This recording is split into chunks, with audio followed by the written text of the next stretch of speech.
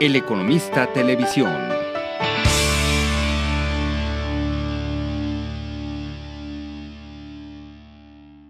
Bienvenidos a El Economista TV. Soy Luis Miguel González desde Acapulco y con mucho gusto comparto esta mesa, este panel con Ignacio Valle y Carlos Pérez de Deloitte. Ustedes acaban de presentar un informe, un estudio sobre regulación bancaria. Hay tres temas que me gustaría abordar. Uno es riesgos no convencionales, el otro es el tamaño y la calidad de la regulación en México y el tercer tema tiene que ver con dónde estamos en el mundo. Empezamos. Riesgos no convencionales. Ustedes se refieren a la regulación bancaria no contempla riesgos como medio ambiente, seguridad, temas súper relevantes en México. ¿Cómo hay que abordarlo? Esto es de la regulación de la banca. Sí, muchas gracias por la oportunidad de estar aquí. Efectivamente, los riesgos, como lo llamamos, no convencionales, han sido poco abordados en la regulación bancaria. Sin embargo, con la entrada en vigor de la regulación relativa a la evaluación de la suficiencia del capital, los bancos y la autoridad tienen la oportunidad de sí reflejar estos impactos de estos riesgos no convencionales en los ejercicios que están haciendo. Básicamente lo que tienen que hacer es proyectar estados financieros y impactos en escenarios normales o escenarios adversos en donde pueden reflejar cualquier tipo de riesgos. Entonces, si empezamos, por ejemplo, el riesgo estratégico. El riesgo estratégico, para mí, ¿cuál es el peor riesgo para un banco? Pues que no haya banco, que no haya negocio. Entonces, para mí ese es el peor riesgo que puede haber para un banco. Una mala estrategia, un mal desempeño del negocio, malas decisiones pueden llevarte a la quiebra un banco antes de un riesgo de crédito, antes de un riesgo de mercado. Entonces, los bancos que no han salido adelante de esta nueva generación, desde mi punto de vista, han sido por un riesgo estratégico. Entonces, contemplar en un ejercicio de evaluación de suficiencia de capital el riesgo estratégico, saber cómo van a ir mis oportunidades de negocio, cómo pueden mis oportunidades de negocio no ser efectivas ante escenarios adversos, es algo muy relevante. Sí, y no es tan poco convencional, quiero decir, en el fondo es bastante ortodoxo.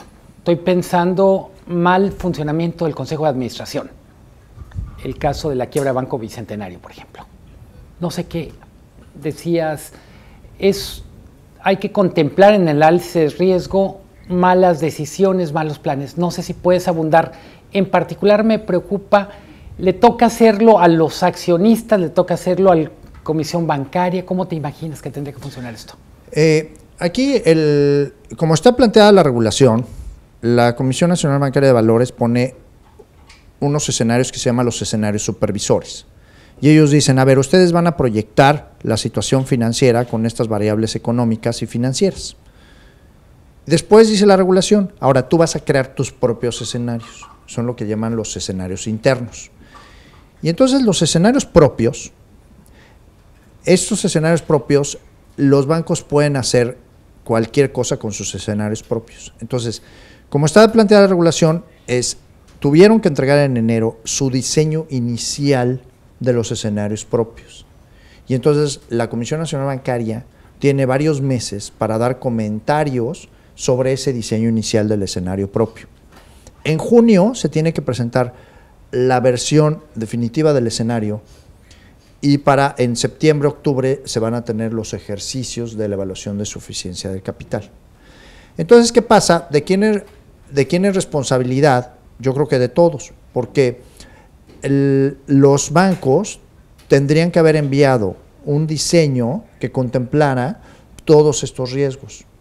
La Comisión Nacional Bancaria de Valores tiene la oportunidad de dar un feedback a los bancos para que si hay algún riesgo que considera que puede ser relevante, pues lo incorpore. Y aquí lo positivo de esta regulación es que La Comisión Nacional Bancaria y de Valores no necesariamente debe de decirle, oye, tú tienes que medir tu riesgo ambiental o tu riesgo de inseguridad en tal región o de tal manera. Simplemente, oye, considera este tipo de riesgos que no veo en tu diseño, y el banco tiene que sacar sus propias metodologías para poder medirlo. ¿Qué quiere decir riesgo de medio ambiente para un banco? Riesgo ambiental. ¿Cómo lo explicamos, cómo lo entendemos desde el punto de vista de la sociedad que está del otro lado de la cancha? Sí, este riesgo, de hecho, es ya regulado en muchos países, ¿no? En algunos países inclusive está ya dentro de los riesgos en la circular, en la regulación, especificado el riesgo ambiental. Y mucho tiene que ver con dónde están tus clientes. ¿Cuál es el riesgo de que si tú le prestas a una empresa que es un alto contaminante, a esa empresa la vayan a cerrar por algo y no te vaya a pagar un crédito por estarle por un tema ambiental? Y también se traduce en riesgo reputacional, porque también ¿cómo certificas que tus clientes están haciendo cosas en pro acorde con la mejora del medio ambiente, ¿no? Entonces, hay casi, la banca mexicana tiene una práctica de sí generar estudios de sustentabilidad, ¿no? Lo cual no es regulatorio, pero sí la mayoría de los bancos generan estudios de sustentabilidad un poco enfocados a esto. Oye, tú tienes un filtro para no aceptar clientes que sean que sean nocivos para el tema de contaminación, el tema ambiental, el tema de sustentabilidad. ¿Plantean ustedes la posibilidad de regular medio ambiente o de incorporar a la regulación? En un contexto donde la banca con frecuencia dice estamos muy regulados, hay un exceso de regulación. Los bancos chicos dicen, bueno, es que hasta el 30% de mi personal tenemos que dedicar cuando menos parcialmente a cumplir regulación. ¿Cómo conciliar la necesidad de tomar en cuenta nuevos riesgos y no sobrecargar de regulación un sistema que ya está regulado? Ahora, yo creo que no es... creo que no se debe de desarrollar una regulación específica para cada uno de los riesgos, ¿no? Y justamente ese es el fondo de la regulación que salió y que está entrando en vigor en estos meses, de la evaluación de suficiencia de capital. Porque el principio viene de Basilea II, y el principio de Basilea II es lo que le llaman el ICAP, ¿no? Que es Internal es Capital Adequacy Process, ¿no? Entonces, Capital Adequacy Assessment Process. Entonces, es una evaluación interna de tus riesgos para ver qué tanto capital tienes o qué tanto capital no tienes. Entonces, y lo que dice Basilea II es, yo no te voy a decir cuáles son tus riesgos, tú los conoces, tu banco conoces los riesgos. Entonces yo te voy a pedir nada más que me des tus ejercicios en donde cuantifiques esos riesgos que te están afectando. Entonces, un poco es una regulación abierta a que los bancos sean capaces de identificar sus propios riesgos. Si los bancos están limitados por infraestructura o por conocimiento, por lo que sea, a identificar sus propios riesgos, la verdad es que pues debería ser preocupante, ¿no? Que un banco no puede identificar los riesgos que está enfrentando en el día a día.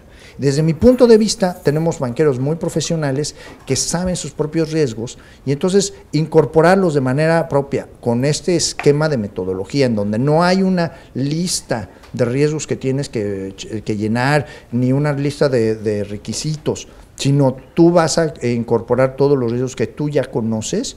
Creo que no es un incremento significativo del costo regulatorio. Me gustaría pasar a otro tema que algunos dicen es el futuro, yo diría es el presente. banca digital y sobre todo la posibilidad de competidores no convencionales para la banca, uberización de la banca, dicen en Estados Unidos. ¿Qué tan preparado está el sistema bancario mexicano a partir de la regulación, tanto para el desarrollo de la banca digital como para arbitrar la competencia con nuevos jugadores no convencionales? Prácticas nuevas, estoy pensando en crowdfunding, etcétera. En ese sentido me parece que se está ampliando mucho la gama en México. Bien comentas toda la parte de digitalización, se está viendo más en el mercado. La banca per se está haciendo muchísimo por ello. Las instituciones no bancarias obviamente están ávidas de tener esa tecnología porque quieren tener más acceso a los usuarios y a aquellos en donde quieren tener mejor inclusión. Es un tema que la verdad incluso en el foro económico que hubo en Davos se tocó y es un tema importante a nivel global. O sea, el cómo se va a dar seguridad a todos los datos que traes digitalizados y cómo esto va a aperturarse en el mercado. Lo quiero plantear de manera más directa y espero una respuesta súper concreta. En otros sectores, estoy pensando turismo con Airbnb, estoy pensando movilidad con Uber, el no tener un marco de referencia en la regulación ha generado un conflicto que probablemente sería mejor arbitrado. La regulación que se tiene podría prevenir, amortiguar un conflicto con jugadores nuevos de banca no tradicional. Sí. A ver, yo creo que si vemos la banca no tradicional como desde el enfoque de sistema de pagos, creo que la regulación que salió con respecto a los jugadores, ya no nada más regular a la banca, sino regular a todos los miembros, a todos los jugadores del sistema de pagos, justamente pretende esto, que la banca no sea la que monopolice el tema de los medios de pagos. Y entonces empiezas a ver que los SWIFTs y el negocio adquirente y el negocio emisor, y entonces empiezas a tener ya jugadores que no son bancos en el sistema de pagos, ¿no?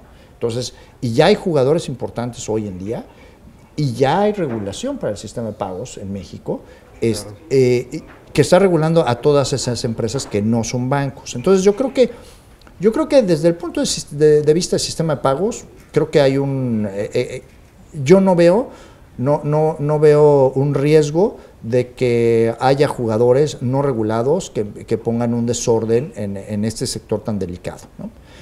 En el sector que creo que es un poco más complicado y creo que es un reto, es en el crédito, ¿no? Porque en el crédito, independientemente